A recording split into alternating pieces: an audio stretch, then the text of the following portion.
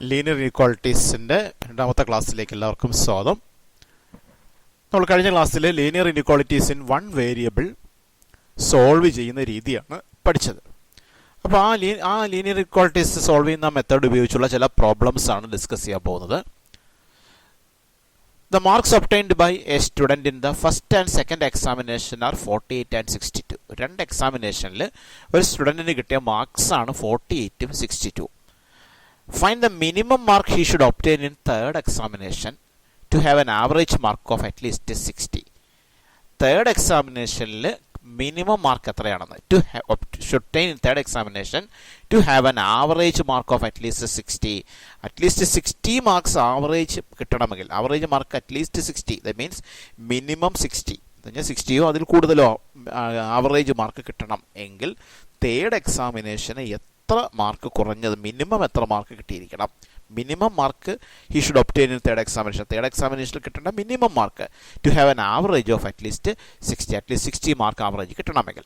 അപ്പോൾ തേർഡ് എക്സാമിനേഷൻ്റെ മാർക്കാണ് ചോദിച്ചിരിക്കുന്നത്. തേർഡ് എക്സാമിനേഷൻ്റെ മാർക്ക് എക്സ് ആണ്. Let mark in the third examination be x. First examination 48 ആണ്, സെക്കൻഡിൽ 62 ആണ്, തേർഡ് എക്സാമിനേഷനിൽ എക്സ് എന്ന് നമ്മൾ അസ്യൂം ചെയ്തു. മൂന്ന് എക്സാമിനേഷൻ്റെ ആവറേജ് എന്ന് പറഞ്ഞാൽ മൂന്നും കൂടെ ആഡ് ചെയ്തിട്ട് ബൈ 3 എടുത്താൽ മതി. അപ്പോൾ 48ഉം 62 എക്സുമാണ് മാർക്കുകളെങ്കിൽ അതിന് ആവറേജ് എന്ന് പറയുന്നത് 48 + 62 + എക്സ് ബൈ 3 ആണ്.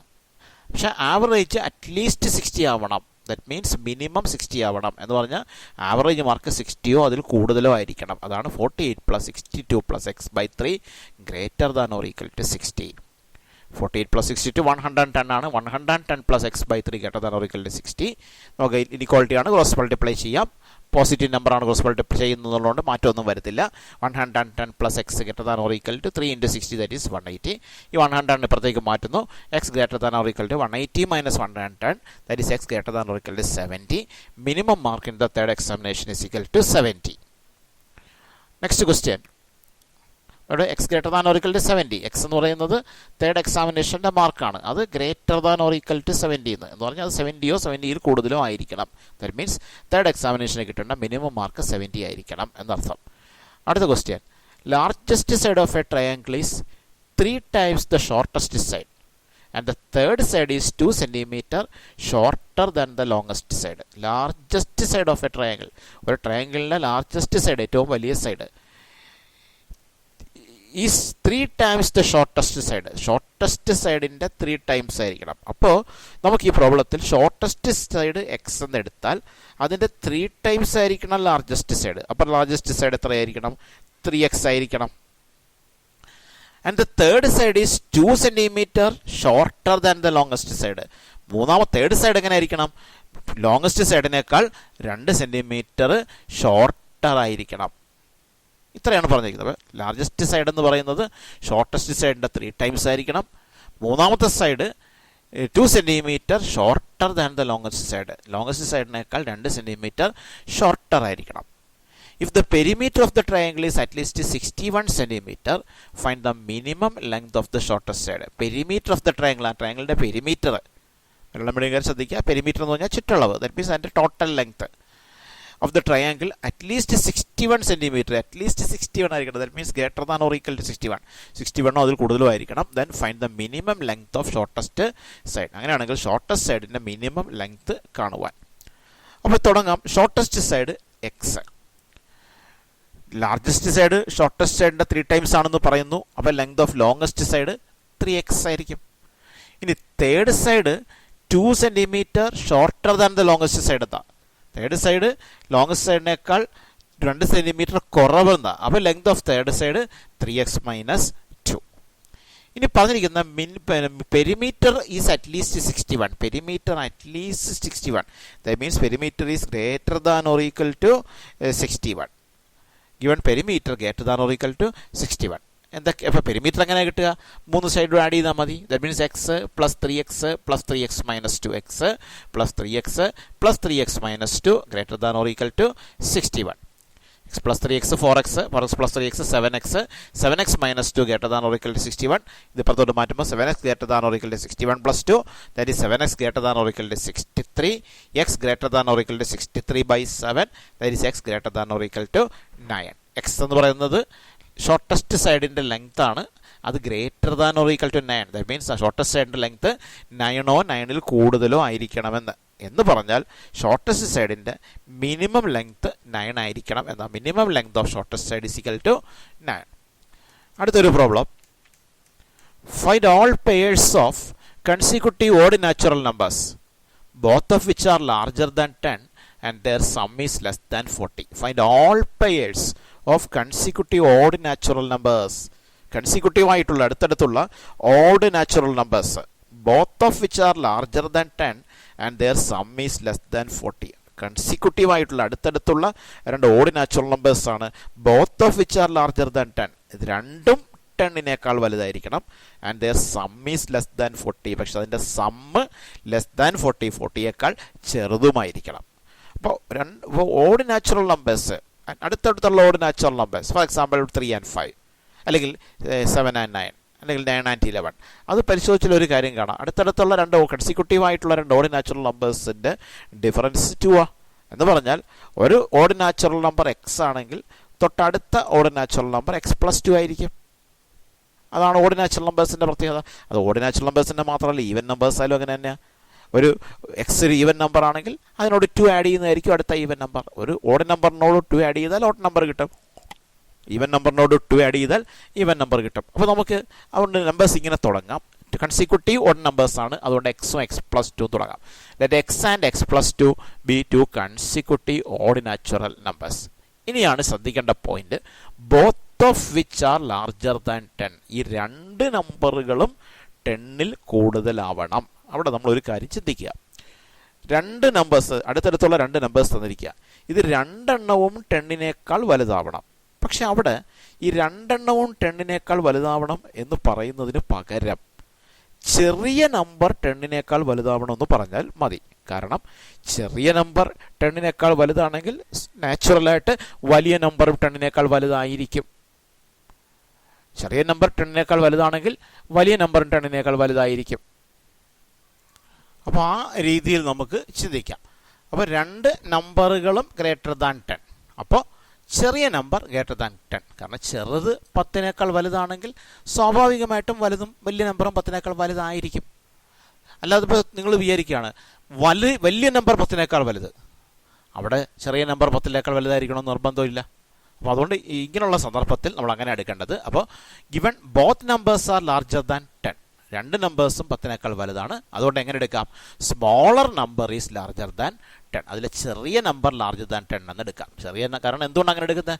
ചെറിയ നമ്പർ 10നേക്കാൾ വലുതായാൽ വലിയ നമ്പറും 10നേക്കാൾ വലുതായിരിക്കും. പക്ഷെ തിരിച്ചു പറയാൻ പറ്റില്ല. എങ്ങനെയാ? വലിയ നമ്പർ 10നേക്കാൾ വലുത്, അതുകൊണ്ട് ചെറിയ നമ്പറും 10നേക്കാൾ വലുതായിരിക്കണമെന്ന് നിർബന്ധമില്ല. അപ്പോൾ ഇവിടെ എക്സും x+2 ആണ് നമ്പേഴ്സ്. അപ്പോൾ അതിൽ ചെറിയ നമ്പർ എക്സ് ആണ്, അതുകൊണ്ട് എക്സ് ഗ്രേറ്റർ ദാൻ 10 എന്ന് പറയാം. അപ്പോൾ അത് ഇനിക്വാളിറ്റി 1 എന്ന് കൊടുക്കാം. ഇനി given sum less than 40. Sum 40യേക്കാൾ ചെറുത്. സം എന്ന് പറയുമ്പോൾ നമ്പേഴ്സ് എക്സും x+2 ആ. അതിൻ്റെ സം എന്ന് പറഞ്ഞാൽ x+x+2, അത് ലെസ് ദാൻ 40. x+x 2x ആണ്. 2x+2 less than 40. That is 2 അപ്പുറത്തോട്ട് മാറ്റുമ്പോൾ 2x less than 40 -2, that is 2x less than 38. 2 ഇങ്ങോട്ട് ഡിവൈഡ് ചെയ്യാം. അപ്പോൾ x less than 38/2, that means x less than 19. അതിന് ഇനിക്വാളിറ്റി നമ്പർ 2 എന്ന് കൊടുക്കാം. ഇപ്പോൾ രണ്ട് ഇനിക്വാളിറ്റീസ്, ഒന്ന് എക്സ് ഗ്രേറ്റർ ദാൻ 10, തിരിച്ചു പറഞ്ഞാൽ 10 ലെസ് ദാൻ എക്സ്. എക്സ് 10നേക്കാൾ വലുത് അല്ലെങ്കിൽ 10 എക്സിനേക്കാൾ ചെറുത്. അപ്പോൾ 10 ലെസ് ദാൻ എക്സ് എന്ന് പറയാം. രണ്ടാമത്തെ എന്താ? X less than 90. എക്സ് 19നേക്കാൾ ചെറുത്. അപ്പോൾ നോക്കിയേ, 10 less than x, x less than 19 രണ്ടുകൂടെ കമ്പൈൻ ചെയ്ത് 10 less than x less than 19 എന്ന് പറയാം. അപ്പോൾ എക്സ് 10നും 19നും ഇടയ്ക്ക് ഓഡ് നമ്പേഴ്സാ.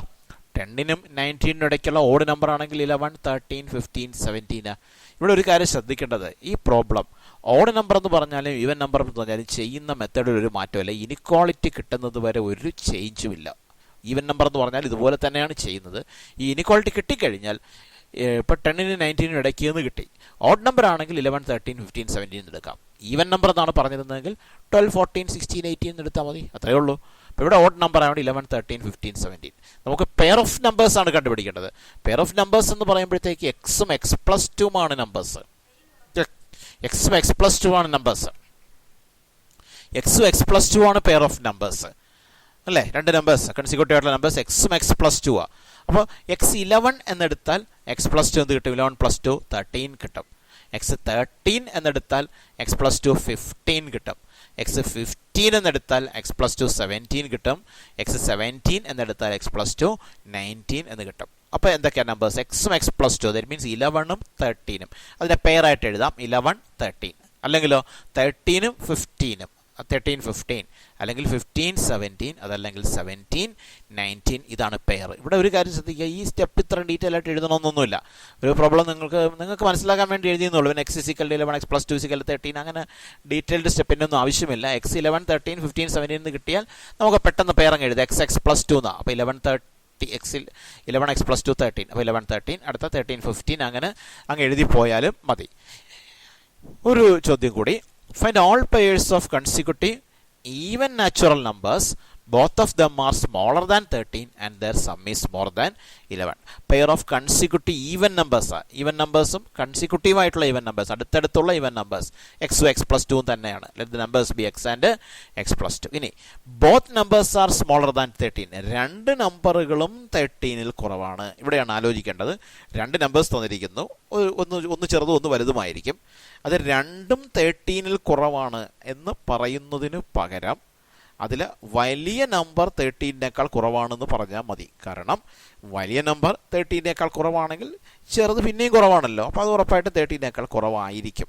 അപ്പോൾ അതാണ് നേരത്തെ നമ്മൾ അങ്ങനെ ആയിരുന്നു. കഴിഞ്ഞ പ്രോബ്ലത്തിൽ രണ്ട് നമ്പേഴ്സും 10നേക്കാൾ വലുത്. അപ്പോൾ രണ്ടും 10നേക്കാൾ വലുതെന്ന് പറയുമ്പോൾ ചെറിയ നമ്പർ 10നേക്കാൾ വലുതെന്ന് എടുക്കണം. പക്ഷേ ഇവിടെ രണ്ടും 13നേക്കാൾ കുറവ്. അപ്പോൾ അവിടെ വലിയ നമ്പർ ലെസ് ദാൻ 13 എന്ന് എടുക്കണം, അല്ലേ?